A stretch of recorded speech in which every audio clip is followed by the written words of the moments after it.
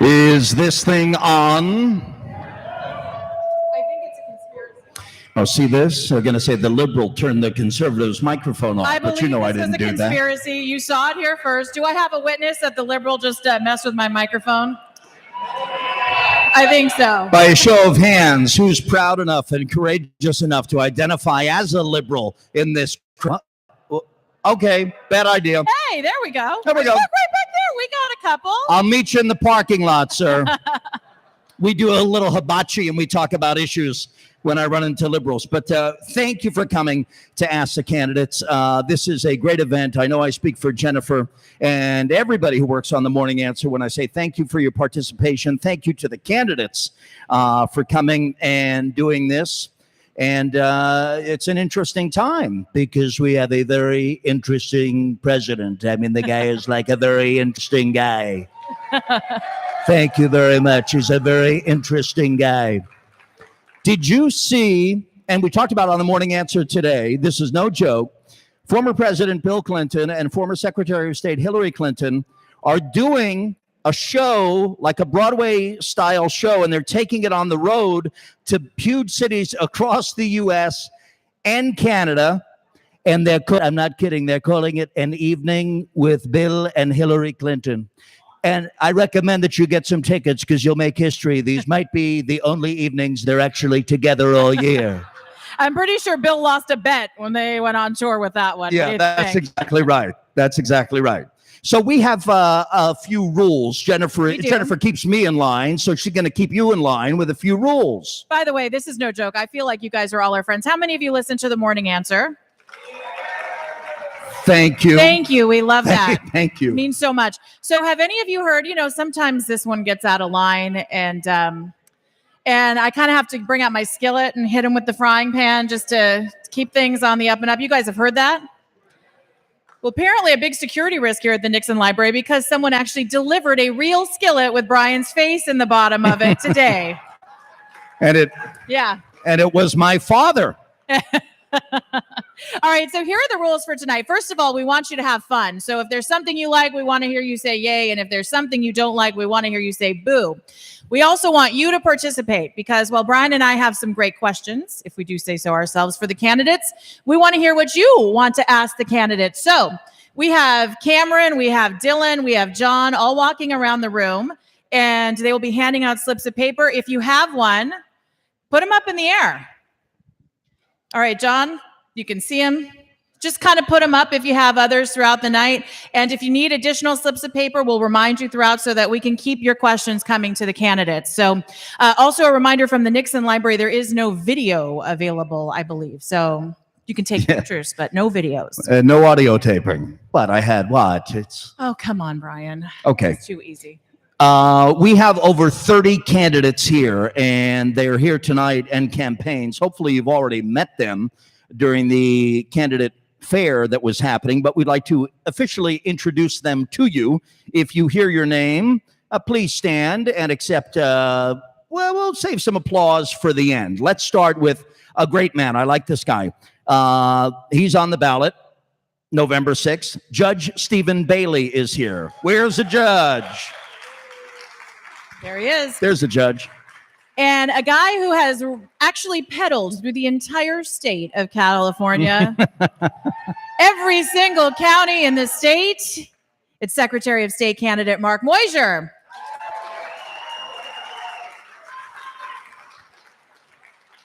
Constantino's pedaled with him.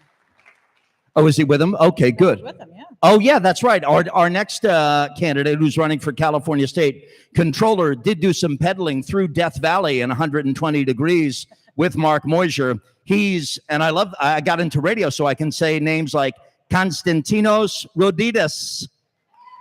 There he is. And I love to call our next candidate political royalty in the state of California. He's running for treasurer. His name is Greg Conlon.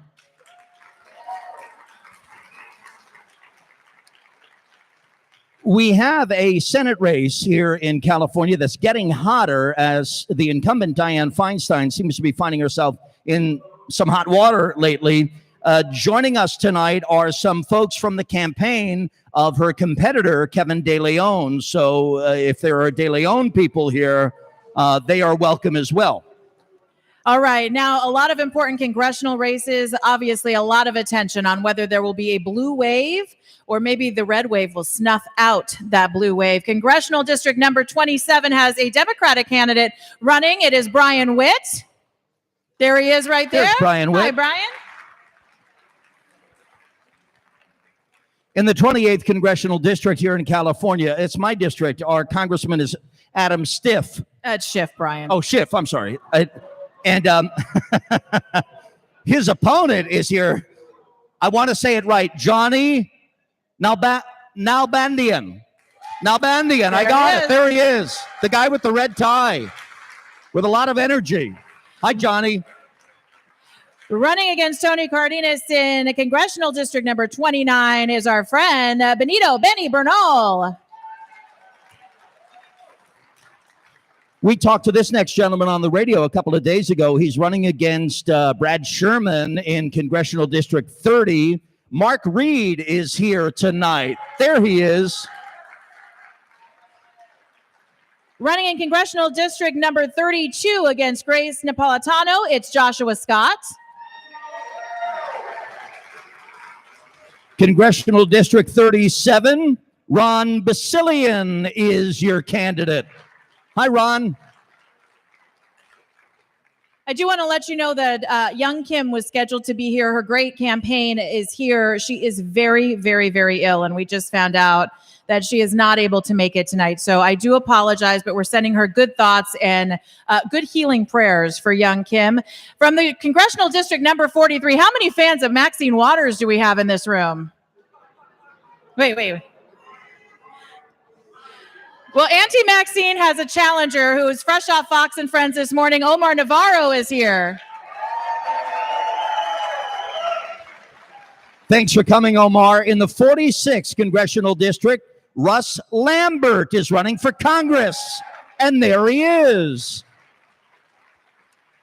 All right, some great candidates running for the California Assembly. From Assembly District number 39, it's Ricardo Benitez. Assembly District 44, say hello to Rhonda Baldwin Kennedy. I like that last name, Kennedy. You should win the election. He always loves a Kennedy. From Assembly District number 49, it's our friend Burton Brink. I like Burton. And from Assembly District 52, Tony Holly is here. Hi, Tony. How pretty you look. Welcome. From Assembly District number 57, is it the year of the woman? Jessica Martinez thinks so. From Assembly District 58, he is a Republican, and his name is Michael Simfenderfer. Where are you, Michael? Yes. You're making me work up here with these names. From Assembly District number 64, please welcome Teresa Sanford. A lot of hot assembly races in California on the ballot in less than 4 weeks. In Assembly District 65, one of your options is the Republican candidate, Alexandria Coronado, who is here. Running for California State Senate District number 32, please welcome Rita Topalian. Here we are in Yorba Linda, the land of gracious living. Do we have anybody who's come in from Anaheim? Do we have? Okay, we have some people from Anaheim. Okay, running for mayor of Anaheim, Harry Sidhu. Harry, are you here? Oh, I never liked mayors anyway. Oh, he's telling you what to do and stuff. From the city of Stanton, running for mayor is Dave Shaver. All right. Santa Ana School District candidate, Art Pedroza. Art, are you here tonight? Okay. All right. Well, I know for sure this guy's here because he is a Morning Answer listener. He has contributed to our Chips for Kids drive. He is a great guy. He's a good guy. And he is running for Orange County Supervisor, 4th District. It is Tim Shaw.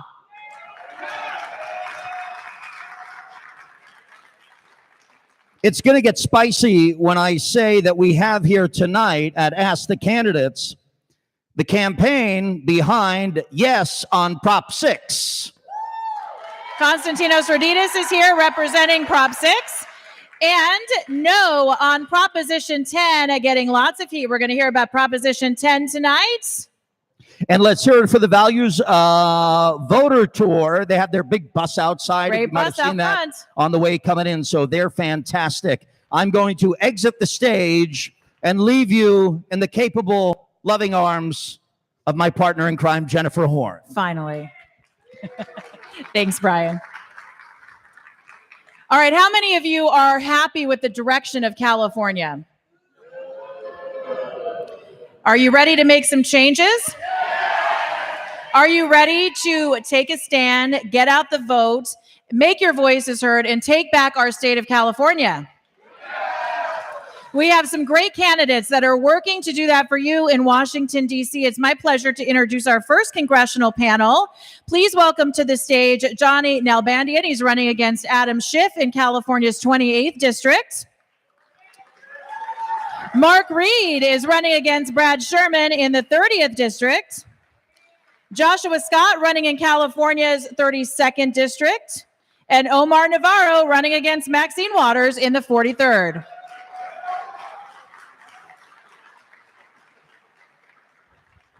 Now, we are going to have to do a little sharing of microphones, guys, but I do have a microphone. We just have to share some chairs. Omar, here you go. They should be alive. There we go. There's a couple hanging on the chairs, so you guys should be okay. All right.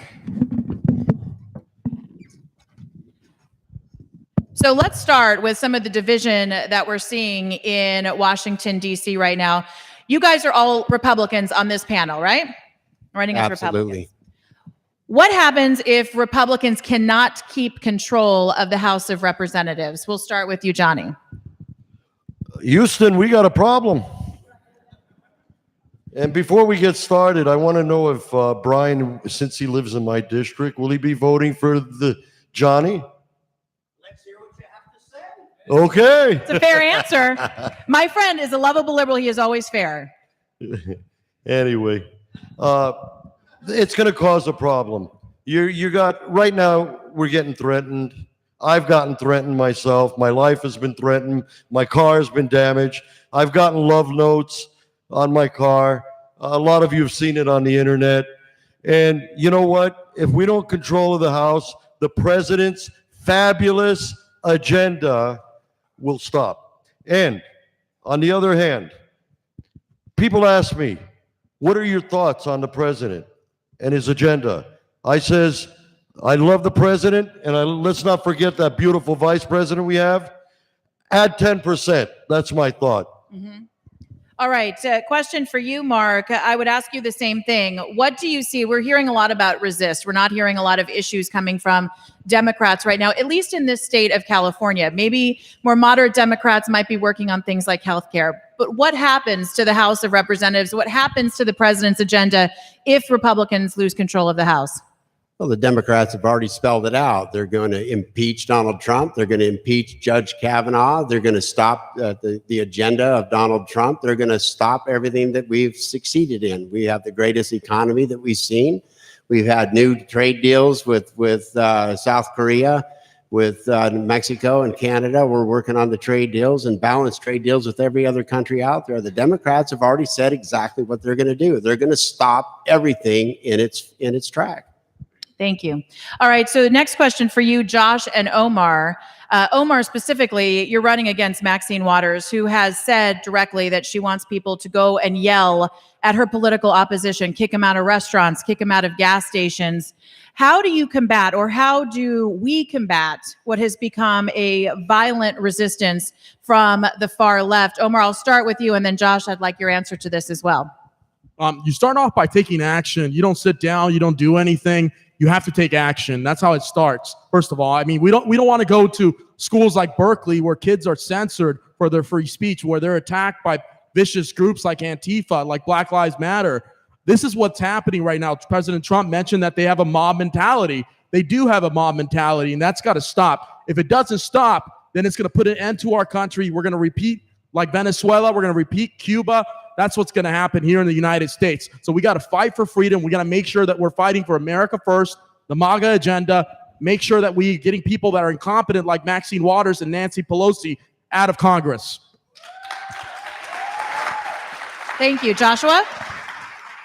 Yeah, what we need to do is exactly what we're doing here right now, is all come together and talk about our platform and spread it out to these other communities and say, hey, right now, all the Democrats have to offer is resistance. We've cut your taxes. We're working on border security. We want immigration reform. We support our greatest ally, Israel. We have a platform. We are taking action on it. In just a couple of short years, we've seen Republicans in D.C. behind the President Trump do a lot of amazing things. And all we've seen from the Democrats is resistance without putting up any sort of platform whatsoever. And it's absolutely disgraceful. And that's why I decided to run at such a young age, because it's that important right now. And Joshua, just so we know, how old are you? Because you are one of the youngest people running for Congress, That's right. right? I'm 25 years old, and I am the youngest congressional candidate in the nation. And I'm so happy to be filling that role right now, because I'm here showing that not all millennials are lazy, not all millennials are socialists. Absolutely. So it's so important right now, you guys. And I don't care if you're a Democrat or a Republican, we need to get more young people involved. So I commend you. Mark, next question is for you. Joshua, I'd also ask you this one. We have not in California gotten the economic boost that other states in the country have gotten from Trump's tax reform because of our left-leaning state. So how do you, on the campaign trail, when we vote with our pocketbook, sell the benefit of economic agenda to the constituents of California who may not be feeling it? Well, California has one of the lowest unemployment rates right now. We are feeling it, Trump's agenda. The problem is the Democrats in the state of California want to tax. They want to make everything illegal. But we really need to look at one other thing, Jennifer. We spoke about it on your program, and that is the multi-billion-dollar scam that's being pulled on California of the homelessness problem. We do not have anybody addressing the homelessness problem in the state of California. They are making a bunch of corporations extremely rich doing Band-Aid programs. We need that. And I have a very solid plan on my website where the federal government gets back into having 30-day intake centers, having short-term and long-term mental health care hospitals, assessing people and their needs of what they have. Because right now in my district, in the county of Los Angeles, and throughout the state of California, the worst of the worst are being left on the streets, the people with mental health care needs. As a Christian, we don't want to do that. We don't want to leave people on the streets, but because there's no compulsory program, it's only a voluntary program, our neighborhoods, our lives, our quality of life is being put at danger.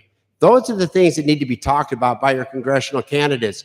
I love listening to the national topics. Don't get me wrong. I'm going to be pro-Trump agenda. There's no problems with it. But your representative needs to represent you in your district. What's happening in your district? Because he is my advocate. He is my voice going to Washington, D.C. I don't want him bringing D.C. back to my district. Forget it. I don't need to hear the garbage. I don't want the garbage. The main problems that are happening in our communities right now is mental health care, drug addiction, the homelessness problems in our streets and our neighborhoods are becoming extremely dangerous. And ask anybody in the state of California that owns $1 million house spending $16,000 a year on property taxes, what do you get for your property taxes? Zero. You don't get prison. You don't get police departments. The fire department will show up just in time to put out the ashes. You don't get anything anymore because these liberal Democrats are spending all of your hard-earned tax money on programs that get them reelected. Either we stand up and we resist and push back hard and tell them, no, this is our state. We're taking it back. But it starts with your representatives. You have to have a representative that's going to fight for you. Thank you, Mark. Now, Josh, I'd ask you the same question about the Trump agenda, the agenda of the Republican Party, but I'd ask you specifically when you're reaching out to young people like you, how do you bring millennials in to that platform? All you have to do is ask them the difficulties. I've spoken at several of the colleges of business. I was actually question for What? Josh. I'm sorry, I'm Mark. sorry. Yeah, when I talk to people, it's similar to my first answer. I say, hey, I understand that so many of us young people, we're indoctrinated by our college professors, and we have this liberal, sort of bubble around us. But the thing is, you have to go back to it. Look at what the message is and look at what the platform is. We're here offering something legitimate. And you mentioned buying into the conservative agenda here in California. And as a candidate for United States Congress, us candidates here in California, it's that much more important because we're advocating for a conservative agenda. But we have to say to these Californians, look, we're stoked on these tax cuts, but at the same time, you guys reaped probably the smallest benefits of these tax cuts because of the California state taxes, because of the gas tax, and all these other punitive, excessive regulations on us. And so when I'm in my office every day and people are coming in and I'm campaigning, I campaign up and down the ticket. If we really want real change in California, it's not about just electing to high office. People come into my office and I say, elect Joshua Scott, but vote for the state guys too that are going to be making some change for you here in your neighborhood. I campaign for Burton Brink, I campaign for John Cox, and I campaign for Mark Moisier and Mr. Oditis and all the other Republicans that are going to put in a real conservative California right now. On our stage, we have Omar Navarro and Johnny Nalbandian, who are probably running against maybe the two biggest critics to the president at this time, Adam Schiff and Maxine Waters. I would ask you both, let's cut through the rhetoric. We know what they're saying about this administration, but what are they not delivering for their district, your districts, that you two could do better? Johnny, we'll start with you, and then Omar. Oh my God. Since Adam took office, and by the way, I want to make something clear. The way I see it, there's actually three people that I really get after all the time. And I look at it this way. The president of the Trump hate club is Adam Schiff. The vice president is Brad Sherman, a very mean man, by the way. Mm-hmm. And the crazy secretary is Maxine Waters. That's the way I see it. These three need to get beat. We need the RNC to come to our rescue. I think the three of us really got a team where we could win. I think so. I really do. I believe it. President Trump has set the table for us, Jennifer. And right now, we're not taking advantage of it. Myself, I'm going to tell you this. If President Trump wasn't not in office, we had a President Rubio, let's say we had a President Bush, Johnny wouldn't be running. He has opened the door for outsiders, business people like me. I've been in the food industry for 40 years, 5 decades. And if you go look, you see it's up 75%. I went and I talked to all these guys. For years, here's what I've been doing.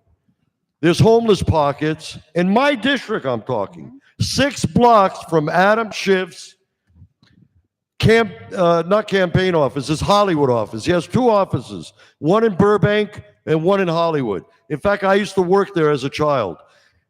You got graffiti on the walls of his office. That ain't happening on my watch. 6 blocks this way, there's a homeless pocket on Hollywood Boulevard and Hillhurst. Since the liberals were picking on In-N-Out Burger, and I'm a big fan of In-N-Out Burger, I rented a 70-foot truck, an In-N-Out truck, some burgers. And we gave away 250 burgers. And by the way, I also was there Saturday night, and I've been doing things like this for 20 years where nobody knows about it, where McDonald's has a sale, let's say, for $1 filet of fish sandwiches. Yeah. I would go buy 100 of them. Guys, there's a lot. I have to stop you, but I hear your point that having a businessman has opened the door for a lot of people that would have not been able to run for office actually see success. They're not traditional politicians. Omar, same question to you. Maxine Waters, what's the real issue that she's not delivering to your district? Yeah, definitely. I think it's time that we had enough with the Three Stooges. That's what I call them. I think that we got to change some things. There's a lot of issues that are going on in my district. Mental health being one of them is very important, especially being in Los Angeles County. I look at also the homelessness population. You have a lot of the homeless that are being sold drugs by drug dealers. And you have a lot of them that have mental health problems, a lot of them that have drug rehab problems. So a lot of them there's a lot of issues that need to come up. We need to make sure that we have mental health facilities in Los Angeles to help out the homeless. We also need to have a better a VA to attend to the veterans. I mean, it's very important. A lot of the veterans have been left behind. I was just at an event at the Dream Center in Los Angeles. How many of you guys know what the Dream Center is? And I was at the Dream Center in Los Angeles, and I was talking to a lot of people that were in the leadership there, and they were discussing a lot of the issues that were going on. And they're telling me, like, you know, they're going out every day. They're handing water to people. They're talking about the human trafficking issue. That's also an issue. If you look at the ports of Long Beach, San Pedro, all the way to San Francisco, you look at all those ports, they're susceptible to a lot of human trafficking in those ports. And a lot of people don't know that. They think that, you know, human trafficking is a thing that happens across, you know, in other countries. No, it's something that is relevant here, that is going on. And we have to really educate people, and we have to let people know what's really going on. So there's a lot of issues that are happening. I mean, you look at the business climate, a lot of businesses are leaving. We have a Toyota that's left to Texas. We want to create business. We want to sustain business. We want to push business away. What's happening with people like my opponent, they're pushing business away. They're scaring them. We have SpaceX in my district. We have Tesla in my district. We want to make sure that we're maintaining those relationships with the people in the district, not pushing them away. So what I offer is solutions to the people in my community. We have to have also daycare services to help out parents. So when they want to get a job, they're not dependent on welfare. They're not taking a handout. They're getting a hand up. So that's one of my things and what I'm fighting for in my campaign. And when I started this, you know, I'm 29 years of age. When I started this, people told me, hey, you can't do this. You can't run against Maxine Waters. She's been there for a long time. Without the RNC, without the Republican Party support, I raised close to $1 million to run this campaign. Thanks to a lot of Americans that are out there. Thanks to Fox News. Thanks to people like Larry Elder who endorsed my campaign. Okay, thank you guys. Now we are just going to wrap. So this is a really quick answer to a question here, and it comes from the audience. It does not have a name on it, though. The question is, what committee would you want to be assigned to when you become a congressman? Omar, let's start at this end. We'll work our way down, and we're up on time. So just a quick answer would be great. What's the question? The committee that you'd like to be assigned to when you're a congressman, when you win. I mean, the committee I'd like to be appointed to is a committee that the current representative serves in, the Financial Service Committee. I would like to serve on the Foreign Affairs Committee. Last year, I lived and worked in Tel Aviv, Israel at a geopolitical intelligence firm, and I learned a lot about global affairs, and it's part of the thing that really drove me to come here, get involved, and run for Congress. So Foreign Affairs, I think, would be absolutely perfect for me. Mark? Government Oversight, Armed Services Committee. We need you there. Yes, House Finance Committee and Foreign Affairs Committee. All four are very important to me. Johnny? I want to be a small business champion. Okay. and I just wanted to add one thing, if Sure. I can have a minute. This is very important, and it's next door to your office over there. Uh-huh. We just lost Nestle's. A year ago, they knew, the Democrats, they knew they're leaving. Not Adam Schiff, not Garcetti, none of them have went over there. Let's make believe I was in office. Let me tell you what would have happened.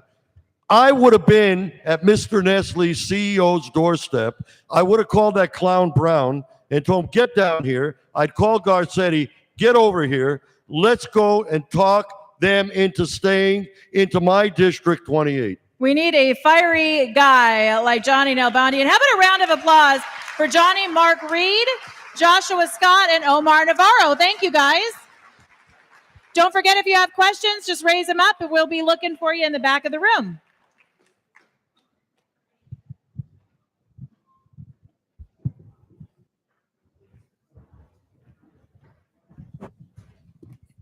Right. All right. Yes. You know what I think? Oh, that's for me. You could take that. I'll leave. Yeah. I think for the benefit of people sitting right here, we're going to move this podium right here so you can see the candidates better. Would you guys like that? Okay. So thank you. About a big round of applause for this guy here. Move it over just a little bit. There we go. Thank you very much. Thank you. So that you folks can have a clear shot of the candidates that are joining us on stage. Jennifer did a fantastic job with our first congressional panel. I say on the radio all the time, and I think it's true, that oftentimes we think about who we're voting for president or for senator, or even with great respect for Congress. Oftentimes it is those very local offices that can have the greatest impact on your life. And I'm talking about assembly members. And as I call your name, please come up. From running in Assembly District 39, Ricardo Benitez is here. Come on up and take a seat, Ricardo. AD 44, candidate Rhonda Kennedy. Rhonda, come on up. From Assembly District 58, Michael Simpfendorfer, my favorite name of the night. Come on down, as they say. Assembly District 64, Teresa Sanford. Come up, take your seat. And finally on the panel, from Assembly District 65, Alexandria Coronado. Welcome to all. I know there's going to be, some folks are standing and some folks are, see the cooperative spirit. It's so nice when you see that. Welcome, everybody. Let's have another round of applause for our assembly candidates.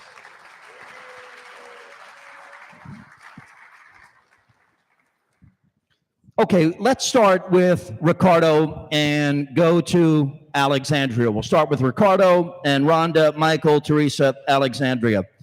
One of the issues that I hear most about from listeners to the Morning Answer when it's election time, here we are, midterm madness. Californians rightly complain that they feel like they're being taxed out of the state. And the majority of assembly representatives and state senators in Sacramento are, of course, Democrats. And it's been about 12 or 13 years since a Republican has won a statewide office. I believe you're all Republican candidates. Raise your hand if you're a Republican candidate. Okay. So, Ricardo, you know how politics works. With all of those Democrats in Sacramento, how do you realistically plan to move forward a tax-lowering agenda when you're fighting against a party that has a firm lock on the majority and seems not motivated to lower taxes? Well, thank you for the question. Well, one of these days, I bought a truck to put all those Democrats out of Sacramento and dump them out. And I believe that we are suffering the increment in taxes, and that's what we need to do. We need to repeal those gasoline taxes and vehicle registrations. Those are killing us. Our business are leaving California. California is in danger. California is in trouble. California has been abused by all those Democrats in Sacramento. We need to dump them out. And that's why, and the reason I'm running for this position, because I've been suffering a lot as a business owner. I don't leave my state because I cannot move. But all those middle class people has been moving out of California, moving their businesses, moving those families away from us. We need to do something. We need to cut those elected officials in Sacramento and bring California our home, as always has been. California is our home, and together we can fight that and we can win that. But only way to do it is getting together and fight those people. Ricardo, thank you for your answer.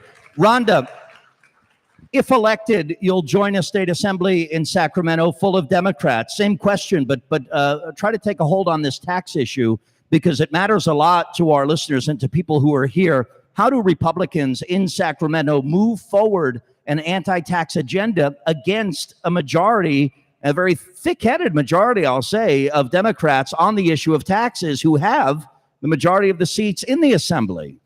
Well, the first thing we have to do is elect 3 Republican Assembly members. With that, we'll break the supermajority, and they will need Republican bipartisan support. And once that's done, we really need to work together. I also have bipartisan support, and that's what it's going to take. We're going to have to move Democrats over to our side. And by doing that is talking to the Democrats that are actually in your district. Let them know that you don't need to vote down party line. You need to vote for the right candidate, because their pocketbooks are affected just like everyone else's. So, and once the Democrats in Sacramento get the message from their voters, when they start voting them out because they're going crazy with the taxes, they'll start coming down to earth a little bit. Okay, thank you. Michael, Sure. same question. I'm sure you've talked to a lot of voters who have complained that they're taxed too much. And if elected, how do you deal with tax-loving Democrats who want to increase taxes, who have a majority and a firm one in Sacramento? I have a big mouth, and I will not be quiet. That's the first thing. The opposition too often is too quiet. So we have to change that mindset to begin with. The other mindset, think of this visual. You have the assembly members there, and there's 25 or 30 of us that are against it, and we walk out. What a beautiful picture. We have to be able to think, what do we got to do to win? And what do we got to do to win is we got to be willing to stand, speak loudly, take action, as Omar has talked about, and drive the message home. And yes, I'll be calling you along with every other media that we can get a hold of. Sure. And drive the message. That's what's not been happening. That's what we have to do. Good answer. Thank you. Teresa, if elected and you join a state assembly full of Democrats and you're a Republican elected to the assembly, do you have designs on working with Democrats, on reaching out in a bipartisan fashion to get things done for the greater good? Because it seems the deck is so stacked against Republicans in the state legislature specifically. Well, I would definitely oppose any new taxes, and I would oppose extending the cap and trade when that comes up again. And we definitely need to work hard to repeal the gas tax.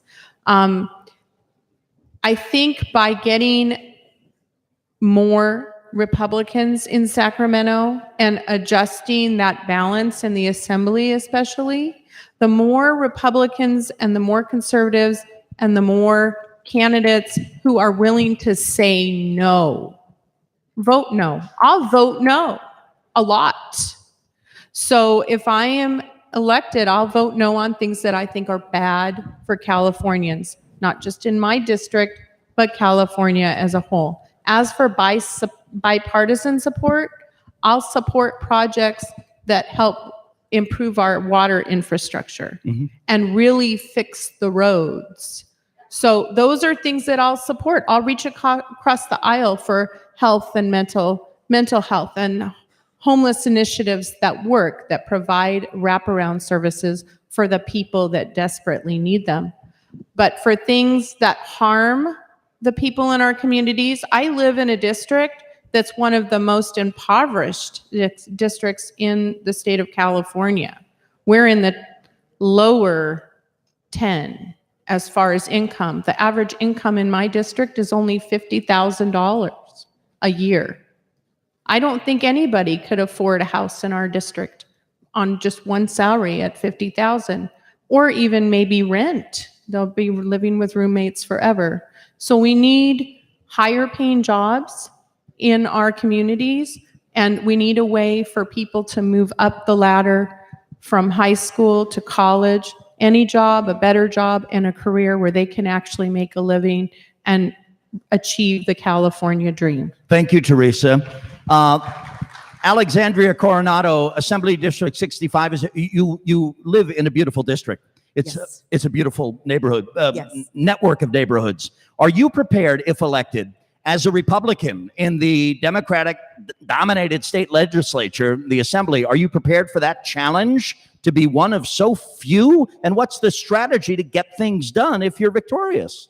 You bet I'm prepared. I'm more than prepared. I'm ready to fight for every single tax-paying Californian who has been ripped off to the tune of $52 billion on a gas tax that's costing all of us up to $800 per year per car in extra taxes on every single one of you. And not only that, that gas tax, ladies and gentlemen, is set to increase every single year for the next 10 years. And my opponent, Sharon Quirk Silva, was the deciding yes vote on that $52 billion gas tax in the state assembly. Had she voted no, you wouldn't be paying that extra money. And the state came out in the budget last year and said that they had a $9 billion surplus, Brian. I can tell you what I would do if I was the governor and I had a $9 billion surplus, or even if I was a school board president. I would send every single taxpayer back a refund, because that money does not belong to the government. It belongs to the people of California. All right. Thank you, Alexandria. For our assembly candidates, want to hit on one more issue, which is a real hot button issue. We talked about taxes, which is a real common issue that comes up on our Morning Answer program. The final issue is a problem that I'm sure all of you see in your districts, and it's a problem that's only getting worse in Los Angeles and Southern California, and that's the problem of homelessness. And we have a mayor, Garcetti, and I know that as assembly district representatives, you wouldn't be working with the mayor, you'd be working with the governor, you'd be working in Sacramento, but you'd be working and representing these neighborhoods. Many of them, some to a greater degree than others, are really in the grip of homelessness. Families in many cases, in some cases, people with mental challenges or emotional challenges, people with substance abuse problems. Rhonda Kennedy, what's the solution here? And how can Sacramento work, if you're elected to the assembly, in concert with Los Angeles local government to really put an end to this problem that is, I think most people would say, it's one of the top 3 problems in Southern California is homelessness. It's growing to epidemic proportions. It is. It's a huge problem. And one of the reasons why we have a huge homeless population is, 1, mental illness. 2, it's unaffordable to live in California. Many families are just 1 paycheck away from being homeless themselves. And so that's one thing we have to start is we need affordable housing. We need to keep businesses in California so that those families can have jobs and be able to afford the housing. And additionally, the homeless need to stop being punished for being poor and being homeless. Many cities have ordinances where they can't sleep in their cars. Right. And my church is actually is a pilot program where they're opening up their church parking lot to allow people to be able to sleep in their cars and have a place to stay, also have showers and something to eat. So I think we need to get more community involvement with the churches for doing these programs, and also to have the local government stop punishing people for being homeless. Thank you, Rhonda. Michael, does our impression as an assembly candidate, does our impression of what a homeless person is need to change to begin to affect solutions here? Government has been in failure. We look at the billions they're collecting, and the problem grows. They now call them Garcetti bills. We need to block grant the money to the nonprofits. The nonprofits know what to do. They know how to get it done. They actually don't want to continue homelessness. They actually want to do something about it. And that's what gets back to your question. Government sees it as a never-ending process of more taxes, more agencies, more bureaucracy. The nonprofits see it as reduce the population so that way we get them back into society. I am going to push like you know what. We got to start block granting the money into the nonprofits. They know what to do. I trust them. I don't trust what's going on with government. Thank you, Michael. Teresa, in your answer to the first question on taxes, I can tell you have a passion about this homelessness problem because you brought it up in your first answer. So take on fully here the issue of homelessness. It's rising to epidemic proportions. What's the solution? Well, in my district, we are in the unincorporated, where I live is in the unincorporated area of LA County. And so we are receiving a vast number of people that are living in their recreational vehicles in our neighborhood. And it's a really big problem in our community. A lot of these recreational vehicles are not functional. So there's sanitation issues and trash and dumping. These people, like you said previously, they can't afford housing. They can't afford an apartment or a house. And I think one of the solutions, aside from block granting the money to nonprofits, is to have community businesses and nonprofit organizations. For example, the Goodwill in Long Beach has a vocational training program that's very affordable, and that's a stepping stone to higher earning educational opportunities and jobs. So vocational opportunities to learn a trade, to learn a skill that's going to earn these people more money than what they currently are capable of earning. I think that's the long-term solution, is getting them retrained for the workforce of today. Thank you, Teresa. Alexandria, we'll ask you and finish up with Ricardo on this issue of homelessness. If elected to the California State Assembly, would you be someone who would endorse state government spending more money to solve this homelessness problem? Because when we have issues like Jennifer and I spoke about on the radio a couple of weeks ago, spending a couple of $100,000 to dispatch crisis counselors to the metro, for example, to confront and talk to people who are homeless, who are in crisis. A lot of my Republican friends of the conservative variety said, no, we don't need to spend money to do that. Do we? The state never needs to spend money where private industry or nonprofits have a better solution. Never, ever needs to happen. Just look at the DMV, for example. I mean, I just have to say, okay, when I was a member of the Orange County Board of Education, I had an award-winning program for homeless students. We sent buses to the four corners of Orange County to pick these students up every morning. I took them to a church in downtown Orange. We had the people at the church who volunteered to feed these children. We had people who volunteered to clothe them. We had people who volunteered to give them medical attention if they needed it. We had people who provided jobs programs for the parents, housing programs. We brought all of those nonprofit groups in, partnered with them, and got those families back on their feet.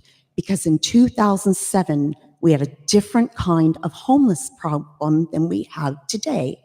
We had exorbitant housing prices, and people were losing their homes left and right. Remember that? And we had families on the streets living in their cars.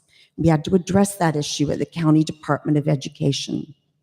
I wondered what happened to my homeless program because it was a good homeless. A judge shut us down and told us we couldn't operate it in a church because it was a violation of church and state rules. I don't understand that. We had all of those partnerships going. Those are the kinds of solutions I would seek as the next member of the state assembly. And I can tell you what I will not do. I will not be offering, as my opponent had, a bill for needle exchange programs where you hand in one needle and you get 5 back. No. Alexandria, thank you, Alexandria, very much. It's Alexandria Coronado, Assembly District 65. And finally, from Assembly District 39, Ricardo Benitez, we started with you, we'll end with you here on the issue of homelessness in your district. Are you seeing a rise in homelessness? I know certainly where I live, I'm just seeing more homeless people behind my apartment building last week, for example. You're seeing it, aren't you? Well, we have so many homeless people, but in reality, is the legislator who create this big business, not because the homelessness. Let's say if I have this phone is a glass of honey, right? And you leave it like this overnight. What you gonna find next day? Nothing. Ant, because they come for the honey, right? But if you take them away, the honey is not there, ants is not gonna come. So that's the problem. Legislators create the honey for the homeless come and get it. So that's the problem, not the homelessness. What we need to do for them is create jobs, create opportunities. This is the country of the opportunity. This is the country of the education. This is the country where everybody be big. Not this country, unchained of those legislators who are created over here. Garcetti received in 2014 $2.5 million to fix the problem with the homelessness. What did he do? Bring more homelessness to the state of California. And you know how? He was sending tickets to people to New York, to South Carolina, North Carolina, to all those states they come to visit and they stay in California. And I'm telling you that because I worked for 2 years in the assembly and I was dealing with those people in the freeway. And I was in charge of the freeway, I was in charge of the homelessness. And those people, they have a Visa card that they go to buy and give me $20 back. Because the liquor store always, oh, do you want some cash back? They say, yes, give me some. People come to California, they get the benefit, they get a jobs, and that money they receive, they're sending to their state. So they are draining our economy, sending their money they earn working here and draining the money, the economy for the taxpayers by receiving those handout that Jerry Brown provide them. So the problem is not the homelessness. The problem is those legislators that not create opportunities. We're up on time. Ricardo, we want to thank you. Rhonda Kennedy, Michael Simpfendorfer, Teresa Sanford, Alexandria Coronado, thank you for answering our questions. Panel with wide candidates here in California in just a moment. But first, I'd like to introduce. Are you having a good time? Great. Well, I'm Brian and Jen in the morning. In addition, on Sundays with. Thank you. We are going to talk about two of the propositions right now, two of the about on TV. One, 710. How many of you enjoy paying the extra $700 for gasoline this year? Have you noticed? I don't see it, but there are many in the middle who can't, that have to decide, are they going to gas to go to work, to drive from Riverside to Orange County, or are they going to feed their families? So this is a serious issue. I want to invite Roditas up right now to join. He is going to help us take on the Proposition 6. Come on up. To join. He is going to help us take on the Proposition 6. Come on up. We're going to start with Proposition 6, and then we'll do Proposition 10 after that. Thank you so much for being with us. Grab the mic. All right, Proposition 6. It was, April of about a year or so ago that up in Sacramento, the legislature voted to raise the gasoline tax. starting at 12 cents a gallon, and they also voted to raise your vehicle license fee somewhere between 50 and 170 bucks, depending on how nice your car is. The impact has been what? They're estimating $700 or so out of people's pockets. Yeah, about $779.28 is a conservative number for the average family of four for the first year. Obviously, it will continue to go up with the consumer price index every year. So a group of individuals got together and said, this is not right, and we want to do something about it. Carl DeMaio out of San Diego is one of those. You're on the committee with that. And what did you do? What did you guys do? Well, we went to the voters and we went to the people and said, this is just absolutely wrong, right? Because our campaign is a true grassroots campaign. When you look at the contributions that are coming in, we have thousands of people and our average contribution is $37. When you're looking at theirs, it's like about 200 groups and people averaging on the high contributions, $250,000, some people $1 million of special interests, corporations and unions. This was a complete money grab. The money wasn't needed. And they've been stealing our money for years. And that's just the reality of it. Because prior to the gas tax hike with SB1, Senator John Morlock here from Orange County did an independent study and showed that only 20% of the gas tax on a good year was going towards road repairs. The Reason Foundation puts out an annual study and report and shows, yes, we do have some of the worst infrastructure in the world, but we're also really bad at not fixing it, but when we do fix it, it costs a lot of money. So they estimated that we pay up to 470% more to maintain a mile of road than other states do. So what we wanted to say is we want our roads fixed, but we expect you to respect the taxpayers and use our money efficiently and effectively and not stealing it. So you came up with an initiative. It was circulated around the state. Over 900,000 signatures were gathered. Almost a million, yes. Almost a million, saying we want to put this on the ballot, have our chance to vote on whether or not to have a gas tax. But the state didn't write the title and summary to say that, did they? No. So here's the problem that we're facing. You go to people, would you like to repeal SB1 and the gas tax hike that recently happened? And people overwhelmingly say yes. And then when they read the ballot statement, which was written by the Attorney General, who is obviously no on 6, they went ahead and wrote it in such a way that it looks like we're going to be taking money away from road repairs that have already existed in the past. So it's a deceptive tactic from them. So what we're trying to do is we'll be starting our bus tour on October 17th, going up and down the state, doing these types of events and telling people, your friends and your neighbors want yes on 6, but they don't know about it. And it's your guys' job and responsibility that I'm asking you to tell people what's going on and tell them, let's take back our money and put additional protections. Because from now on, if yes on 6 passes, it's a constitutional amendment. Anytime they want to go ahead and raise our car and gas tax, it has to come back to the people for a vote so we can have true representation. Now, some quick questions. Under the current law, are we getting any new lane miles? Are we getting any new lanes, or they're not doing any new lanes?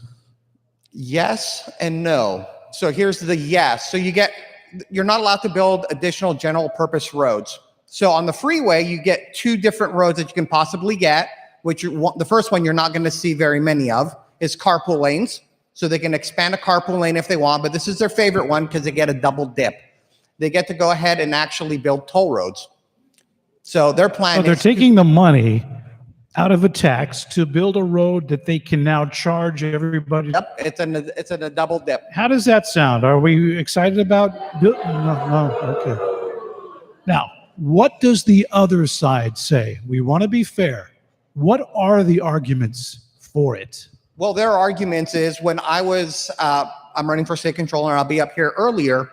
The current controller, when I was debating her in San Francisco, she goes, it's because of years of deferred maintenance. So basically, if you don't speak government, that means we've been stealing your money for years and not using it towards road repairs. So they didn't fix the roads. They took the money from that, put it to just come to us and say, roads are broken, we need your money. But they're already stealing it.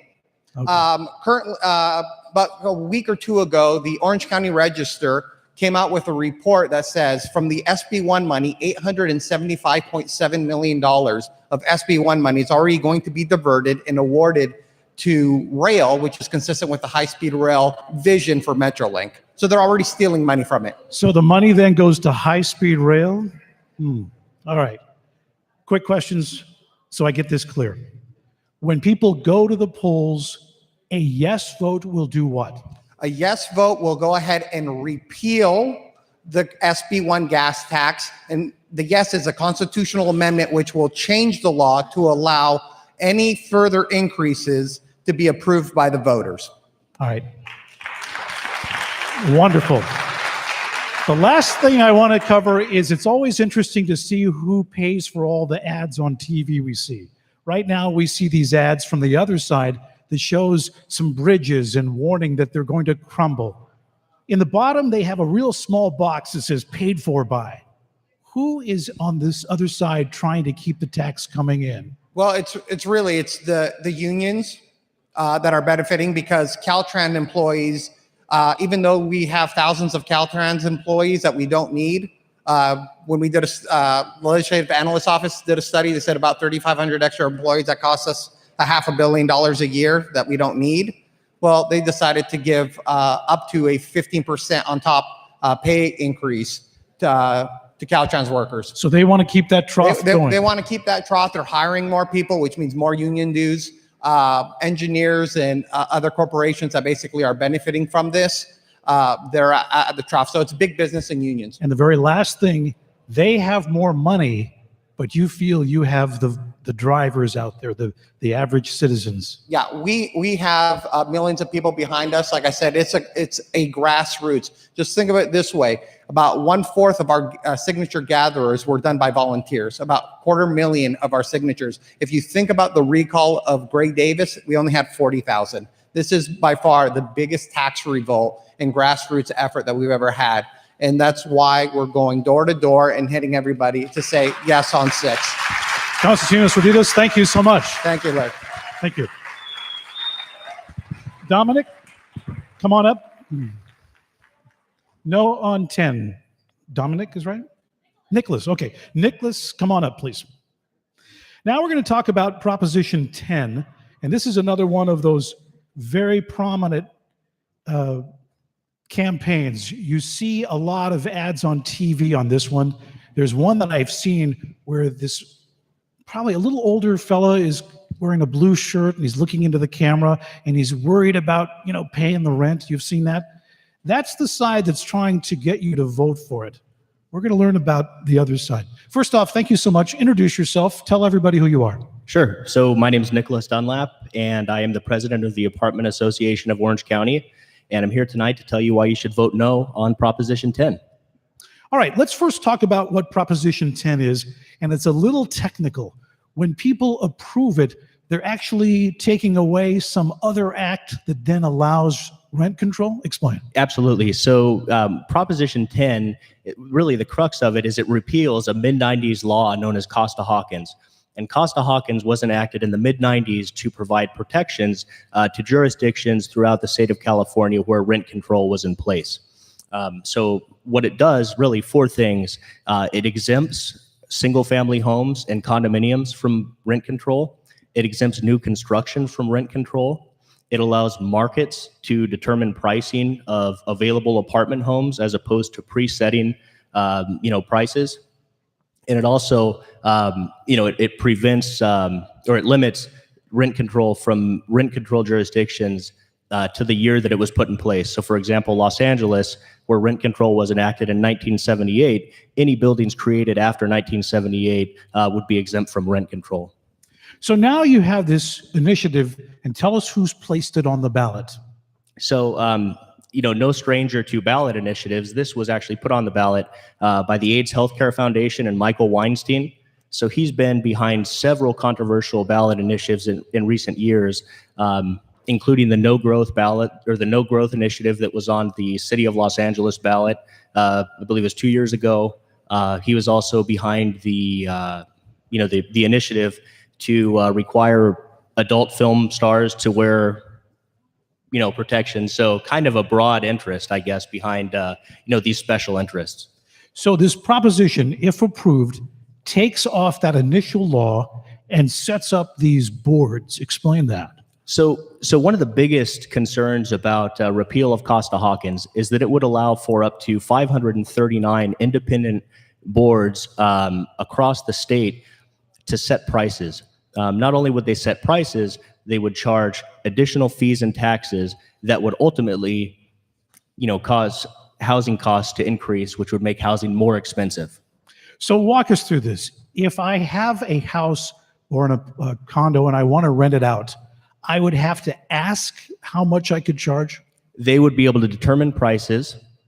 You'd have to pay to comply with, these independent bodies that are essentially unaccountable to anyone because they're autonomous bodies at the local level.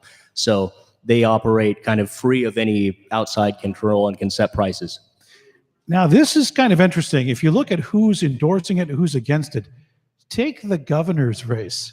I understand both sides are against this. Exactly. So both John Cox and Gavin Newsom are against Prop 10. And I think what's really important is when you look at our broad, statewide coalition, we have really important social justice groups. We have business groups. And these are not just, industry like real estate. These are broad groups. The veterans are also behind it, who understand really the negative impact that a repeal of Costa-Hawkins would have on California. Now let's walk through what happens. Let's say you own a place and you want to rent it, but the board tells you you can't recoup your costs enough to pay the bills and make a little money. It doesn't service your mortgage. What do you do then? Do you continue renting and losing money, or do you take it off the market? Well, ultimately, it's going to actually lead to a housing shortage because people will decide that, hey, why would I rent it out when I could sell my property to a developer who might convert it to condominiums and then sell it? So ultimately, when we really need more affordable housing, what we're doing is taking away housing and actually making housing more expensive. So what do you say then to the people who are watching that ad with that gentleman who looks into the camera and is worried about the rents are too damn high? What do you say to him?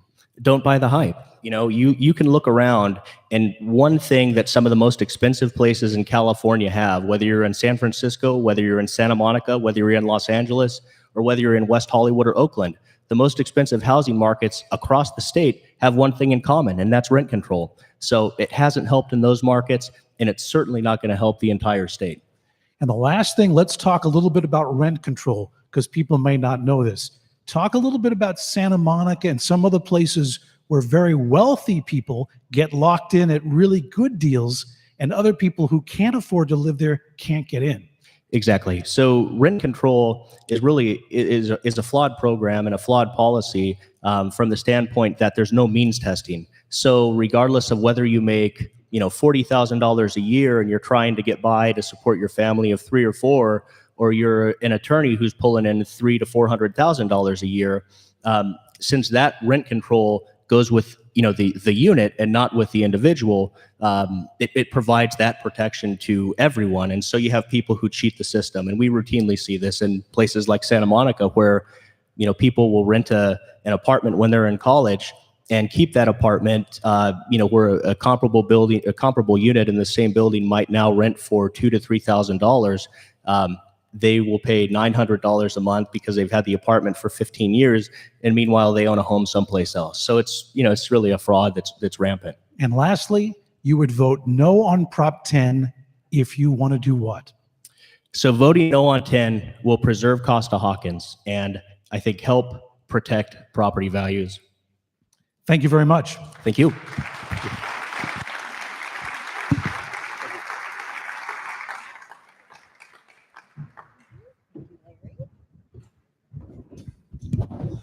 How much fun. Larry Marino, everybody, does a great job. Thank you, Nicholas Dunlap. Thank you, Konstantinos Roditis. All right, a quick question from the crowd for you, Brian Whitman. This is a For me? surprise. I didn't know I was taking questions. The question is, now that Eric Holder has given permission to kick someone I disagree with, may I kick you? Oh, well, first let me see you. And he said, at least I'm polite. I'll pass. Thank you for your question. There was also a question to me, were candidates from all political parties invited to this event? The answer is yes. We invited every Republican and every Democrat and every proposition running in this election locally in LA and Orange County, so statewide as well. And we have one brave Democrat, by the way, who showed up, Brian Witt. You are a progressive, and Absolutely. you're the smartest person in the room, probably, actually, for coming out. So, okay, so now it's time for our state panel. All of our guests here, Jennifer will start with the first announcement of candidates. We're going to bring up four very talented, very smart gentlemen who are running for statewide office in California on your ballot in 25 days from now. that's right. All right, starting things off, we are a big fan, both Brian and I. We both like him. Love this guy. He's running against Javier Becerra. He is running for the office of Attorney General, and his name is Judge Stephen Bailey.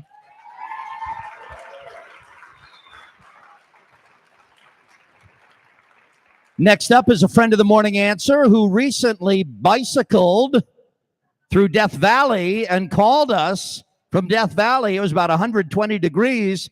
He was on his bicycle to raise awareness for his campaign for Secretary of State. Please welcome Mark Moisier. And you just saw him up here doing a great job representing what I think is the most important proposition on the ballot. Yes, on propositions that will allow conservatives and independents to send a message to Sacramento. Konstantinos Roditis is running for controller. And finally, on our state panel of candidates running statewide in California, man, we talked to just a couple of days ago on the Morning Answer, running for state treasurer, very important position. Mr. Greg Conlon is here.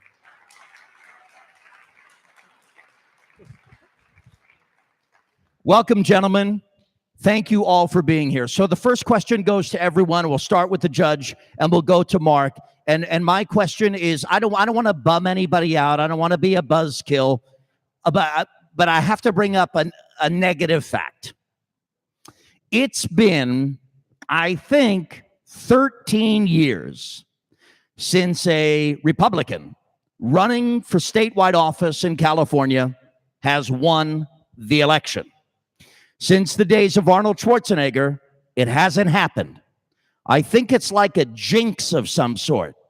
So, Judge, how do you tackle that one? It's been a dozen years. Oh, can we get the mics, guys? Here, let's try this. Testing.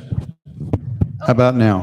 There you go. We got a winner. Quite frankly, Brian, the Democrats have been giving us gifts that continue, things like a over 15% increase in crime in the state of California over the last 4 years. And we're not just talking about any old crime. We're talking about serious violent felonies being committed in California. Our first responders, it's like having a target on their back when they're out on the street. And this is old policies coming out of Sacramento. So in 2018, the Democrats have already laid the table for us. What we need to do as Republican candidates is right of center, is get out and talk to people, just like we're doing here tonight. Talk to voters who are concerned about how their neighborhoods are being preyed upon by violent criminals, who are concerned about human traffickers, drug traffickers, and the gangs. It's our job as Republican candidates to get out and talk to our voters because there are literally tens of thousands, if not millions, of Californians that are fed up with the way this state has been going. And they want a change, and we're here to bring that change. Thank you. Konstantinos, you want to take that on? The question, same question of the 13 years jinx. How do you intend to appeal as a Republican candidate in this state to win statewide office? It seems to be an obstacle for a lot of Republican candidates before you. 1 in 5 Californians live in poverty. In a recent report, 47% of Californians consider themselves working poor. California, the cost of living is 41% higher than the national average. People are struggling to get by. And my office is very nonpartisan into the sense where I'm the controller. I'm the one who's the chief taxpayer watchdog. I'm there to look after the money and to protect the taxpayers from runaway government and waste, fraud, and abuse. And the issues that I bring up of not just of the car tax, but when people see the issues that have happened with the high-speed rail, and they go, this is not what we voted on. Why isn't anybody looking out for us? Prop 1A dictated that we were supposed to have an actual high-speed rail. And what are we getting? Well, instead of up to 220 miles an hour, 1/3 of the track will have speed restrictions, large sections up to 110 miles an hour. That's in violation of Prop 1A. We weren't supposed to pay for most of it. The state was supposed to pay about a third. 1/3 was from the federal government and a third from private investors. Nothing there from the private investors. The federal government has stopped, again in violation of Prop 1A. And then we weren't supposed to subsidize it at the end. And we were looking at least $100 million, which I think is conservative estimate. Again, violation of Prop 1A. And so when I tell that to voters and they're disappointed, and 63% of California are going, let's get rid of this sucker.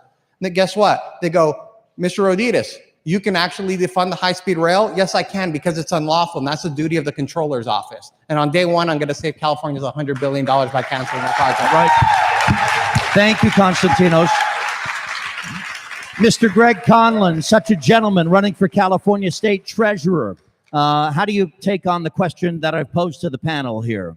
Well, you got to remember, two of the candidates last election only lost by 2%. That's right. For Pete Peterson for Secretary of State and Ashley Swearinger for Controller. So it was very close. We had very good run at that. And I think this time it's even a better opportunity, because even though the unemployment rate is low, middle-class jobs are leaving California. There are people, only 7% of the college graduates in Orange County could find jobs. 93% of them are leaving the county, if not leaving the state. And those people are unhappy.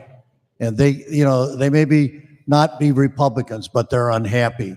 And I think the unhappiness in the state from lack of opportunity for jobs is going to be enough to push us over the top. Thank you, Greg Conlon, folks. Mark Moyser, running for Secretary of State. You've been on the Morning Answer a couple of times. I've met you before. We've talked about this issue, this problem that Republicans have had in the last decade plus, winning statewide offices in California. Well, the Secretary of State is the chief election officer, which means I am responsible for encouraging people to get out to vote. And this question is being propagated by the communication arm of the Democrat National Committee. I don't work for them. It's called voter suppression, because they say Republicans can't win. And this has been the lie that's been perpetrated ever since a lady named Meg Whitman raised $150 million and couldn't win. No relation, by the way. No relation, fair enough. But we got a different political environment in 2018. 45% of California Democrats, according to an LA Times poll, do not like the direction the state is going.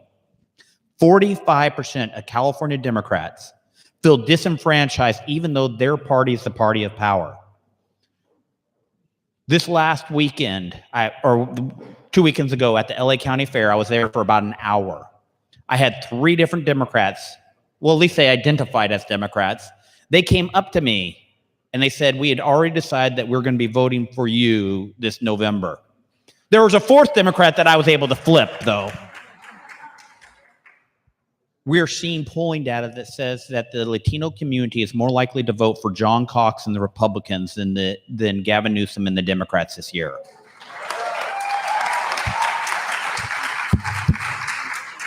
We're going to win because we have Prop 6 on our side getting our message out. We're going to win because the Democrats have broken California and they do not have solutions that fix it. We're going to win because everyone here in this room for the next 26 days is going to be knocking doors. They're going to be making phone calls, but they're also going to be doing one of my favorite things. You have cell phones. We're going to text. You're going to send a text to everybody in your Rolodex. Start with A, Anna. Anna, I've met Mark Moyser running for Secretary of State, Judge Bailey running for Attorney General, Rody running for Controller, Conlon running for Treasurer, John Cox running for Governor. I've met them. They got the answers for California. I want you to vote. And if you start sending that to everybody on your Rolodex, the average person here has 200 friends on their Rolodex. 100 are not registered to vote. 50 are registered to vote and will not be voting. Their number one reason why? Because they don't want to take the time to educate yourselves. All you here are taking the time to educate yourself. Don't wait for your friends and family to ask you. Be proactive and tell them. And then that's how at 8:15 on election night, we're going to get to see Media Meltdown 2.0 as they try to explain why Republicans won. Mark Moisher is running for Secretary of State. Thank you, Mark. Okay, so now I'm going to ask each one of you one question specific to the office that you're running for. In the essence of time, if you could just keep your answer to 1 or 2 minutes, we want to make sure that we feature all of you prominently. I'm a judge. How do I do that? I know. we won't I'm an judge attorney. you. I believe in filibusters. I can't take a breath in 2 minutes. You can do it. I know. I've seen it. All right. How many of you are a fan of the sanctuary state? Are you supportive of the sanctuary states? We don't like the sanctuary state. There is a question from the audience for Judge Bailey, and that question is, how do we, if we can't do it through the Sacramento legislature, Judge, how do we repeal the sanctuary state? Well, in my opinion, sanctuary state is unconstitutional. The way we repeal it is we go into the courts, which is, when somebody says they're going to do it on the first day, literally, I can do it on the first day. We're going to go into court. We're going to tell the judge sanctuary state law is unconstitutional. We are going to ask the judges to declare it unconstitutional. Thank you. Constantinos, what you guys don't realize is that when you go and vote in November, when you're voting for controller, there is one man. He's right here. He's a superhero who has the power to scrap the bullet train. You talked about it. Why is this important? We hear California talking about the bullet train and why it needs to go. Do you scrap it day one? How do we deal with it? What's the best way forward with this project we've already dumped so much money into? Well, that's what they're actually hoping for. They want to continue this project so they can say to the voters, oh, we spent so much. We're so far behind. They're talking about the project was originally supposed to be completed in 2020. Now we're talking about 2033 if we're lucky. And the only way they get to do that is if they, instead of spending $3.1 million a day, they spend $27 million a day over the next 4 years, and hopefully to keep it on their new budget of $98.1 billion. This is going to go even north of that. So they're already building stuff and tearing them down because they don't meet code. This is a boondoggle of boondoggles, and they have not even built most of it. We just need to stop it because it doesn't comply with the law. The voters approved this. And right now, what we're basically saying from the legislature and the governor is saying, damn you, we don't care. We just want your money to go ahead and line our pockets. And we're going to build the slowest, most expensive high-speed rail in the history of mankind. It won't be environmentally friendly, and it won't fix our traffic congestion. And it'll be more expensive and slower to get onto the train than getting onto a plane and flying from LA to San Francisco. We just scrap it and then we move on. That's it. Can you confirm that Dianne Feinstein's husband actually is making money off of the bullet train project? Judge knows, right? Exactly right.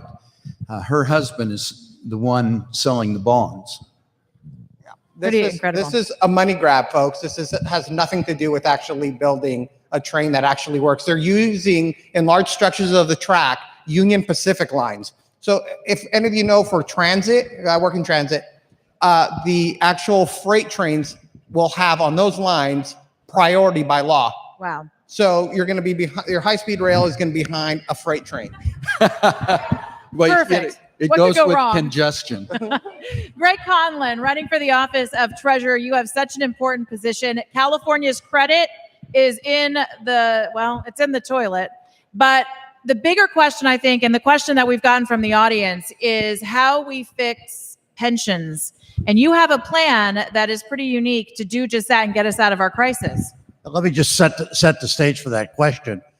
California has the fourth worst credit rating in the United States. We're the richest state in the union. We're the fifth largest economy in the world, and yet we're the fourth worst credit rating in the United States. And the pensions is the big issue that the credit agencies are looking at. We have $300 billion of unfunded liability, $100 billion in the teachers' pension fund that's only 65% funded, about the same in the public employees, and the state health and insurance is another $100 billion. So that liabilities, these unfunded liabilities, is dragging our credit down. My solution is to have a new plan, a defined contribution plan, where the employee gets like a 401k. He makes a contribution, the state matches it, and then it earns during the years of employment, and it continues to earn after they retire. And they only get what the earnings are plus what the state and the employee paid during their lifetime. It's a great plan. Mark Moisier, last but not least down there, we have heard a lot in the headlines. How many of you have heard about all of the issues going on with the motor voter program and the DMV? 3 headlines this month saying that in the thousands, I think over 38,000 voters have been illegally registered through this program. That's just what they're telling us. I know those numbers are worse. How real is voter fraud in the state of California, and how do we fix it? Well, as you said, this year, due to the motor voter program, we have heard over 100,000 tampered voter registrations. Back in May, there were 78,000 people removed from the voter rolls, which is called a purge. It is a purge when somebody who's supposed to be on the voter rolls is removed. So we had the 118,000 purged in June. 78,000 people had their voter registration changed without their consent. A month ago, we heard about 23,000 people added to the rolls. Then 2 weeks ago, it was 3,000. This week, it was 1,500 non-citizens added to the rolls. It is a real issue. I've been talking about it for the last year, and the media is now starting to catch up with like, oh, Mark actually does know what he's talking about. All that stuff he was talking about that we said he was crazy, oh, he was correct. So it is a real problem. There is real easy solutions. It's called database management. If you actually put in the proper procedures in place with your database management, none of these problems could have happened. They just simply rushed this program in an attempt to try to bolster their numbers, as to show how many more people they added onto the voting rolls. They didn't put in the proper procedures to maintain the voter rolls, and that is one of the #1 duties of the Secretary of State under federal, state, and Supreme Court, is to maintain the voter rolls so that only those people who are eligible to vote are on the voter rolls, and so that every legal vote cast is properly counted. All right, let's hear it for our state panel. That is Mark Moisier running for Secretary of State, Greg Conlon running for Treasurer, Konstantinos Rodidas is running for Controller, and of course, Judge Stephen Bailey for California Attorney General. Thank you, gentlemen. Thank you.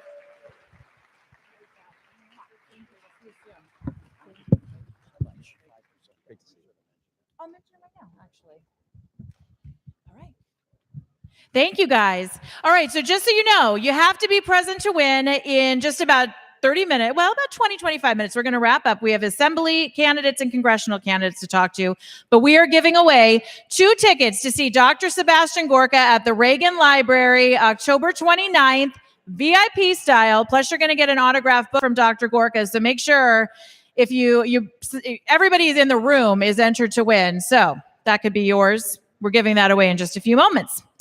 All right, help me welcome to the stage candidates for Assembly. Burton Brink is here from Assembly District 49. Tony Hawley here from Assembly District 52. Jessica Martinez, Assembly District 57. And State Senate candidate from District 32, Rita Topalian. Okay.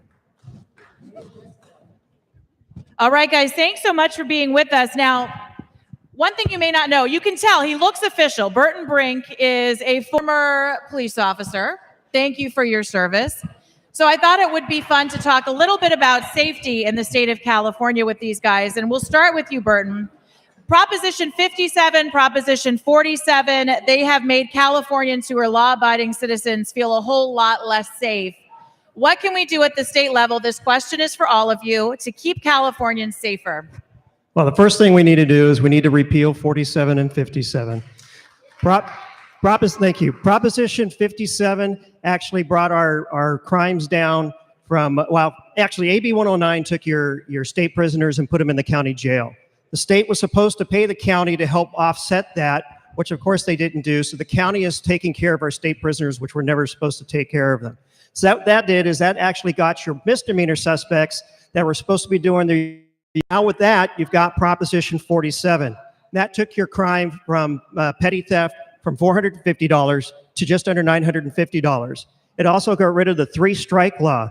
So now when you go to commit a crime, you go to Ralph's or Save-Ons or wherever you go and you steal $949 and you get caught, all they're going to do is write you a ticket. When you finally make it to the court, if you actually show up to court, they're going to give you 10 days in jail, which actually means they're going to get time served and they don't serve any time in jail. There's one person in Los Angeles County that has had that happen to him 84 times. That is a career criminal, folks. And the career criminal would be spending 25 years plus in jail if we did not get rid of the 3-strike law. This is part of the problem that we have in the state of California. And then, of course, we have Prop 57 that gave our violent crimes and made them into misdemeanors or nonviolent crimes. And that is rape of an unconscious woman, assault with a deadly weapon on a police officer, domestic violence. These are considered nonviolent crimes by the people in Sacramento. These crimes, now that I'm retired from the sheriff's department, has made me want to run for state assembly so we can fix our laws, so we can stop the criminals getting out of jail that are making you victims over and over again. Thank you. Tony, what do you do in Assembly District 52 to people who are not feeling as safe as they once did in their homes? Well, I think you see that a lot. And part of my district is in Pomona, and that is where there's a lot of crime. It's a high crime area. And I think we really need to work to repeal those laws. And we've also got instances where the legislator recently passed a lot of soft on crime laws where they can use the mental health diversion to avoid prison terms, jail terms. And, I think people need to be educated and they need to understand the consequences of these bills. And, when you have, you see all these things on TV of people during the holidays getting their deliveries, for Christmas, and these people are stealing right off the porches because there's no consequence. Absolutely none. They can steal that. They can do mail theft, all of those things, and there's no consequences.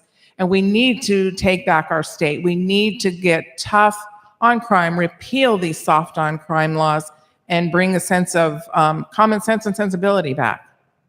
Thank you, Tony. Jessica? Well, I want to take a little bit of a turn here. And while I agree completely with the previous speakers on what they believe are good solutions, one of the things I think that we need to do is bring prosperity back to California so that we can have more jobs, so that people don't have to resort to going out and committing crime to support their families, or to resort to drugs and alcohol just because they're tired of failing in this economy. So that's one way of looking at it. The other thing is that I think that we have to begin to teach our little ones about the 10 Commandments again, right? Don't you think so?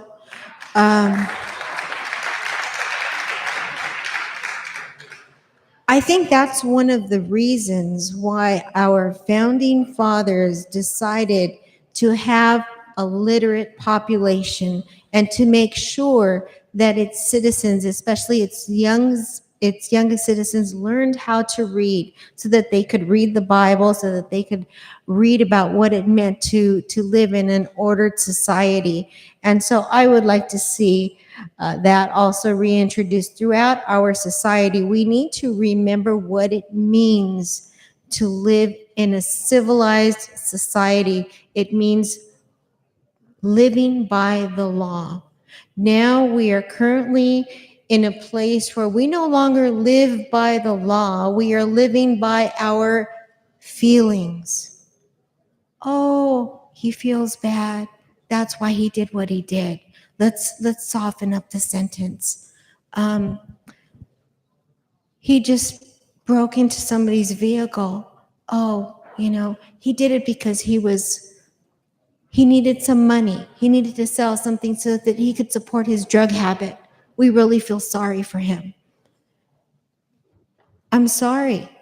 We have to start toughening up our laws so that there are consequences for certain behaviors, because everyone knows when you are dealing with a child or an immature person, there are consequences for their behavior, right?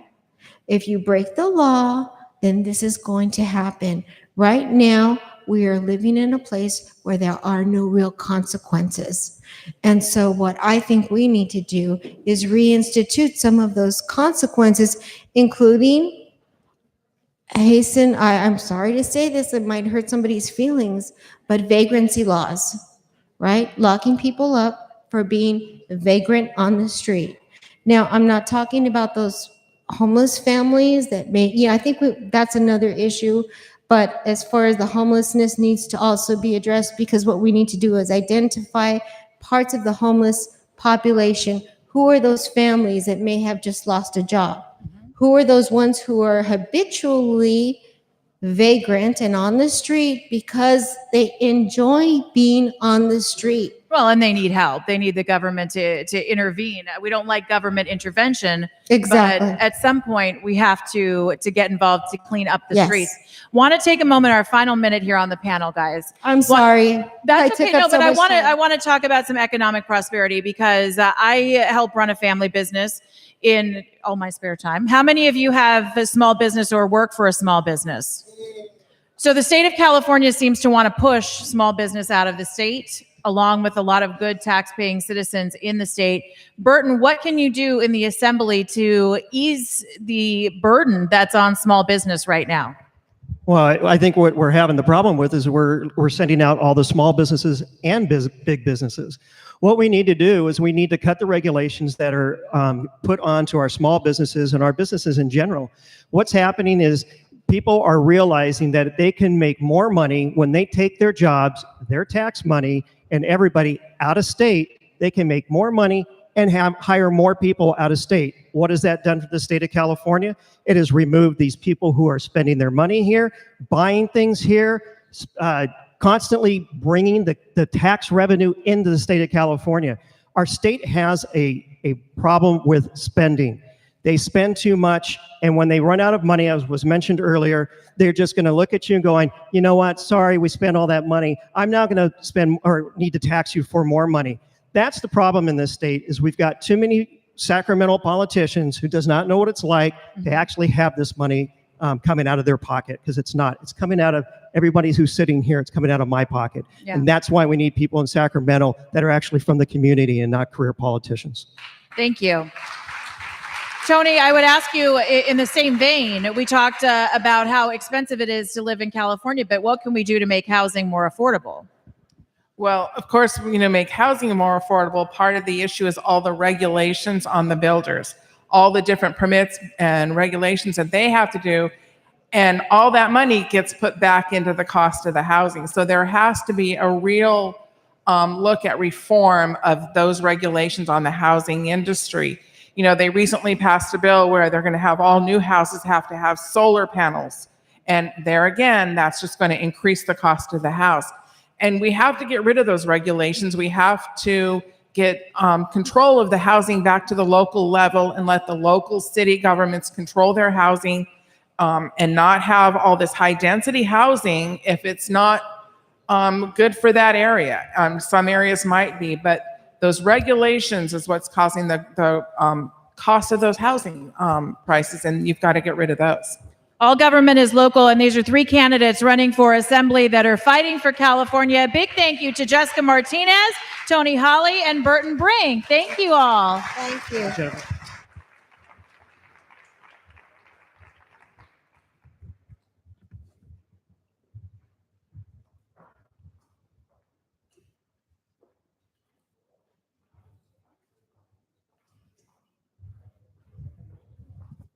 All right. Our final panel is a juicy one. On this panel, we'll invite 4 candidates for Congress, for the House of Representatives right here in California.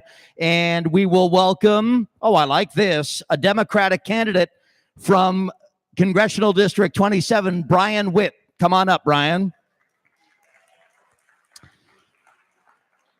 Benny Bernal is in Congressional District 29 running against Tony Cardenas. Benny, where are you? Come on up. Here we go.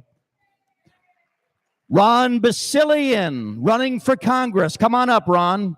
There we go. And finally, Russ Lambert. Where's Russ Lambert? Who is, there he is, running in the 46th Congressional District. Let's have a hand for all of our congressional candidates. We have 3 Republican candidates here. And we have a Democrat on the stage, too, which is keep things spicy. Okay, somebody who always keeps things spicy is the President of the United States, Donald Trump. He's always keeping things spicy. And in the state of California, in your congressional districts, in all of them, I know in all of them, President Trump is a polarizing figure. He is one of those politically polarizing figures. So I wonder, and we'll start with Russ. How do you deal, how does your campaign, where do you stand on Trump? Are you a pro-Trump guy? Are you a Trump negative guy? Or are you kind of Trump neutral? You try to avoid the conversation about Trump?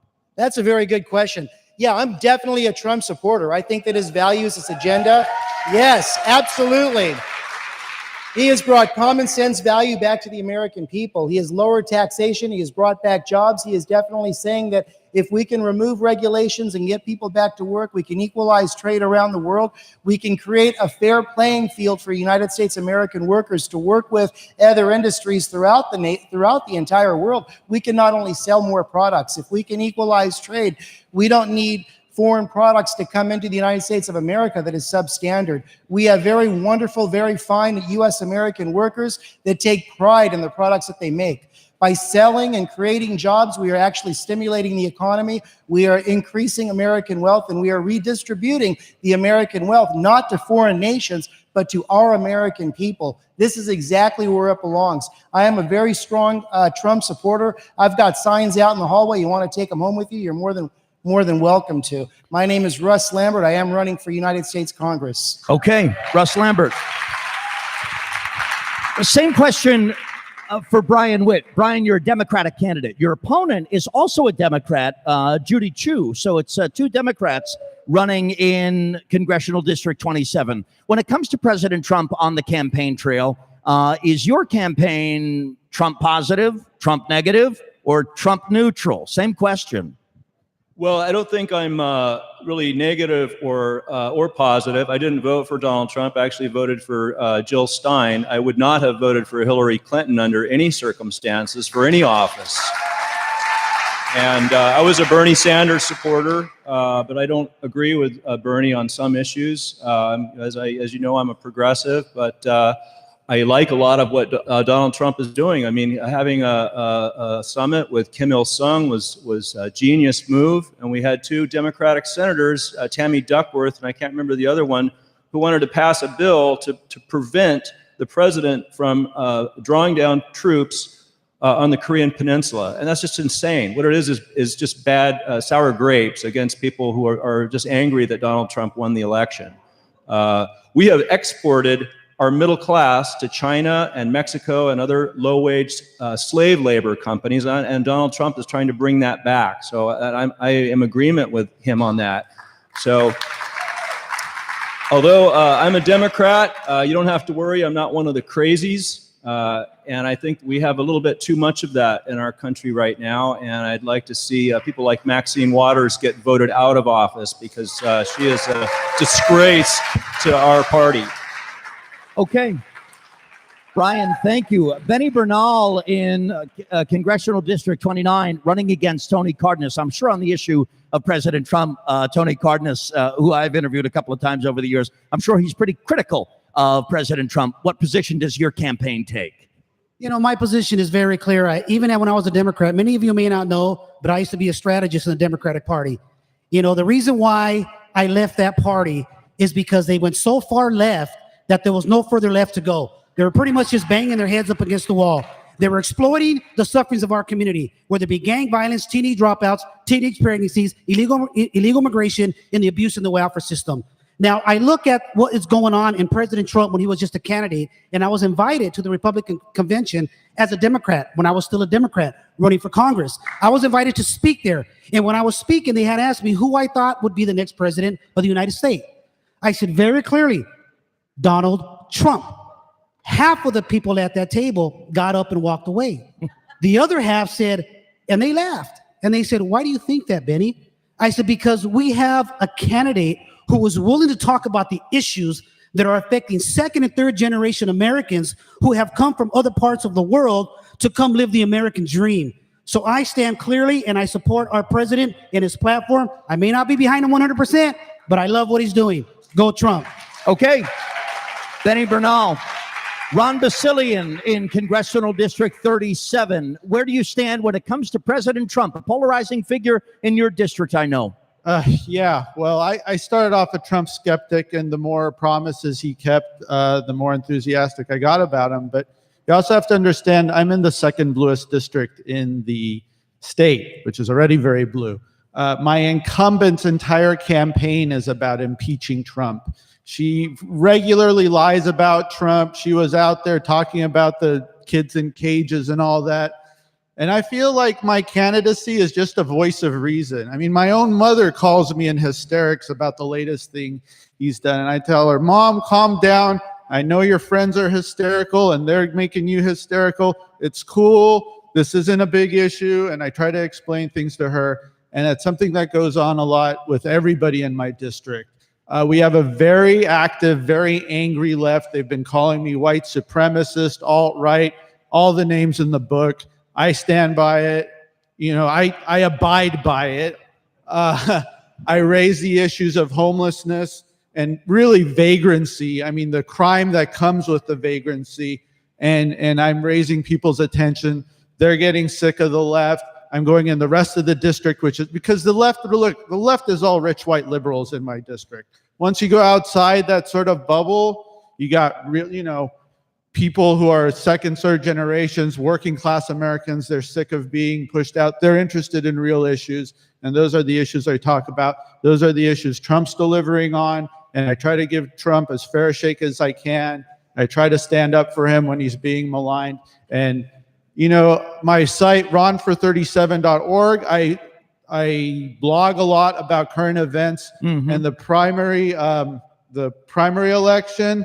I said it best. I said, if you ran being enthusiastically for Trump, you didn't get much support. But if you ran against Trump, you got a lot less support. All right, Ron Basilian, our last question here. And then you have to be present to win, of course.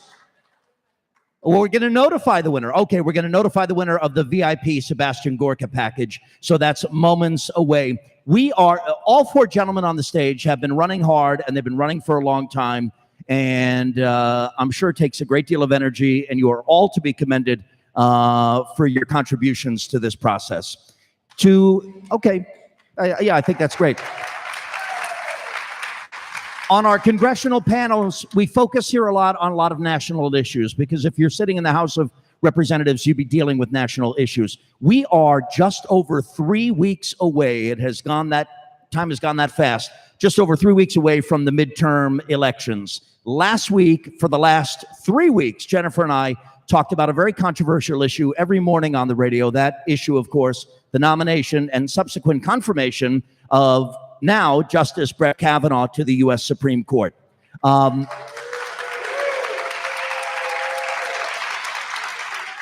process moved voters on both sides. In terms of the next 3 weeks, and we'll start with Russ Lambert, how do you motivate Republicans to get out and vote on Election Day? And do you think the Kavanaugh issue has mobilized some Republican voters, or do you think Democrats have been the net beneficiaries of that controversy? Right, absolutely. Well, on the Kavanaugh issue, I think that Donald Trump definitely made a wise decision by picking out, in my opinion, the most unblemished individual for being nominated to the Supreme Court. I think that it was a very terrible choice for the Democrats to stand up, create these frivolous and false allegations against him, and try to drag the confirmation hearing after the midterm elections.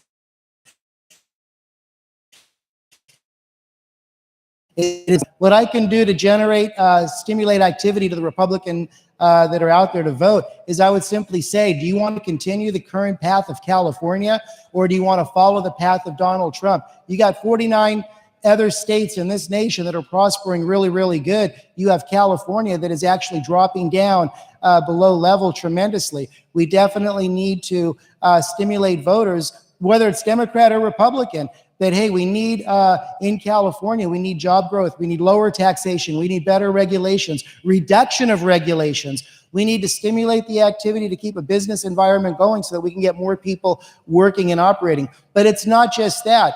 We need to prosecute on fraud and waste. We need to take our current tax dollars. I have written a legislative bill called the Finders Keepers, where any United States American go to a GAO website, report fraud and waste for what they're seeing of illegal activity of taxpayer dollars. And when the GAO sends it out to a proper investigative authority, when an outcome is achieved, that whistleblower will receive a 10% reward, netting 90% back to the U.S. taxpayers. We do not need more taxes across the board. We need more accountability and more transparency for where our tax dollars are at. Thank you, Russ. Back to you, Brian Witt. You're the only Democrat on the stage. Do you think the Kavanaugh battle over his confirmation has mobilized Democrats more than it's mobilized Republicans, or have Republicans been more motivated in the aftermath of this controversy, if you will? I think actually both groups have been mobilized, and we see people on the left who appear to be just hysterical lunatics. And I just recently made a tweet. I said, you know, after what happened with Judge Kavanaugh, who's otherwise had a totally honorable career, and for members of my party to run this man and his family through the mud with what appears to be a very dubious piece of political theater, I said, I cannot have any further affiliation with the Democratic Party. If I'm not successful in 2020, I'll run again as an independent, because I just can't get behind that kind of activity where we have representatives like Maxine Waters really basically encouraging violence against other members of Congress and chasing Ted Cruz out of a restaurant with his wife. This is the kind of thing that the American people reject. They rejected this during the Vietnam War, and they reject it now. Okay. Thank you, Brian. The Democratic Party is what you're announcing. After this election is over, I mean, I'm on the ballot as a Democrat. My political leanings are really more as an independent, but I agree with a lot of what the sensible Democrats believe in. I just want to clarify that. Benny Bernal, Congressional District 29. What do you make of the Kavanaugh confirmation battle? Has it motivated Republican voters in your district, or have Democrats seen a net benefit from the controversy that played out? Well, I see things a little bit differently. I think what it's done, it's motivated Americans, because Americans are coming together regardless of what party they're affiliated with, whether it be the Democratic Party, the Republicans, or the Independents, because things have gotten so bad, and the hypocrisy that's going on in Washington, D.C. Why do I say that? I don't know if any of you are aware, but my opponent that I'm facing right now, Tony Cardenas, who's representing the 29th Congressional District, sitting in D.C. right now. Does anyone know what he's facing? Sexual allegations of a minor that he drugged. Now, Nancy Pelosi said that she was going to start a federal investigation. She was going to get the FBI involved. Have you heard anything about it? No, it's been buried. So this issue in my district has motivated everybody, regardless of party affiliation, because they're starting to see the light. They're seeing how people of money, if you can raise money, Tony Cardenas is in charge of the Latino caucus. When he was appointed to that, he was raising $1 million a year. Now, you know what the committee is raising? $9 million a year. So do you think that's a reason why they're not talking about this issue? Because it's all about money? But the American people, Democrats, Republicans, Independents, are going to take a stand, and I'm going to take Tony out of his seat. I'm going to, like the Lord said, take the head of the snake out. All right, Benny Bernal. Final question for you, Ron Basilian. About 25 days until the midterm elections, how do you go about mobilizing and energizing Republican voters to get out and vote on November 6th? Well, I don't have that many Republicans, but I do have a lot of Democrats who are fed up with the Democratic Party. You know, the whole Kavanaugh circus, and it was a circus, it turned off a lot of Democrats to what's going on with their party, and we're trying to cash in on that. People still come, and you know what I say is I've pounded a lot of pavement, and I'd say about 99 out of 100 people are happy to see me and are happy that somebody is actually campaigning and out to meet them. My incumbent isn't even campaigning in our district. She's out and campaigning in Steve Knight's district in Palmdale or Dana Rohrabacher's district in Costa Mesa. So, and like I said, she's all about just that Democrat impeach Trump train. So I go out there and I talk about actual issues. And I hate to throw a big bucket of cold water on the Kavanaugh thing, but you ever heard of the saying, the tensions here are so high because the stakes are so low? What happened with the Kavanaugh hearing is he's a guy that they actually both agree on, but they're both using the confirmation hearing as a way to play a certain movie for their base. And if you look at the fundraising emails from the Democrats and Republicans, the Democrats are saying the Republicans are going after Roe v. Wade. You're going to have backroom abortions and all that. And the Republicans are going to their base saying the Democrats are smearing a good man. They're a mob party, whatever. Great. They're both raising a whole bunch of money, getting people all riled up and hysterical. All right. And I want to get past that. All four men, candidates for Congress: Ron Basilian, Benny Bernal, Brian Witt, Russ Lambert. Thank you for being here tonight, gentlemen. And thank you for joining us at Ask the Candidates. On behalf of Jennifer Horn, I want to thank you all. Wish you a very good night. Appreciate you coming out.